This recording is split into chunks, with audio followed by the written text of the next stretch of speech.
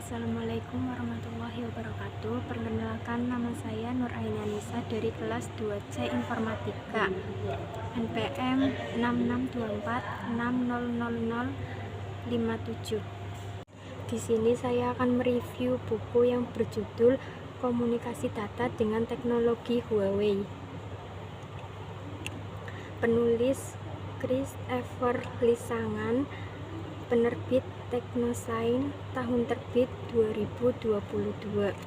Buku ini terdiri dari 195 halaman dan 12 bab. Di sini saya akan membahas pada bab 8, yaitu IP routing. Yang pertama, pengantar routing.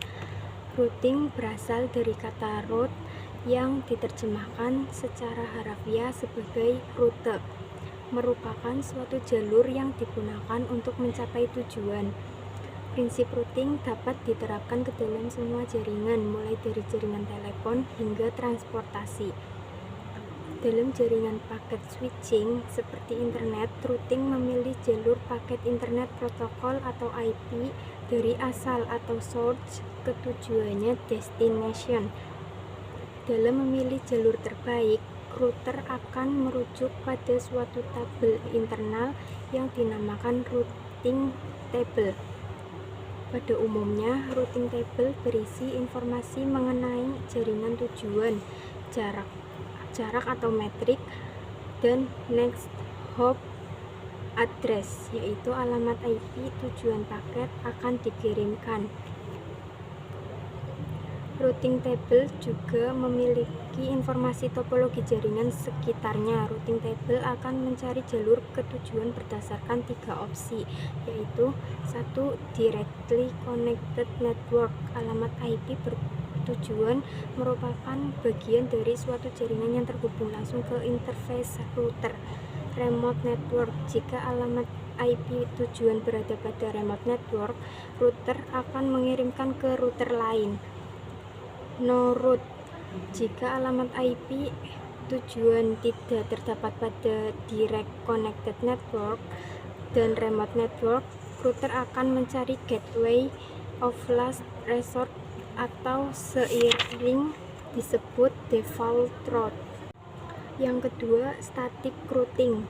Static routing adalah proses pengiriman paket data ke tujuan oleh router melalui jalur yang sudah ditentukan secara manual.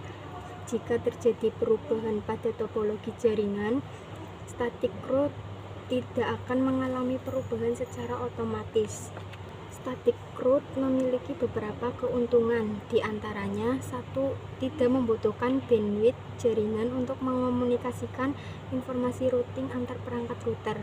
Kedua, mudah untuk dikonfigurasi pada jaringan berskala kecil atau pada jaringan berskala menengah karena semua router terhubung ke satu router atau topologi hub and spoke. 3. Lebih aman karena router tidak memperoleh informasi rute melalui jalur yang salah atau tidak aman. Keempat, router tidak perlu memiliki sumber daya fisik atau prosesor atau RAM yang signifikan karena beban kerjanya lebih ringan. Adapun kelemahan utama dari static routing adalah tidak fleksibel seiring dengan berkembangnya jumlah router atau jaringan. Penambahan satu router dalam jaringan mungkin saja membutuhkan waktu untuk mengonfigurasi semua perangkat lain yang terhubung. Selain itu, seorang administrator bisa saja membuat kesalahan pada konfigurasi atau memberikan rute yang salah. Sekian, terima kasih. Wassalamualaikum warahmatullahi wabarakatuh.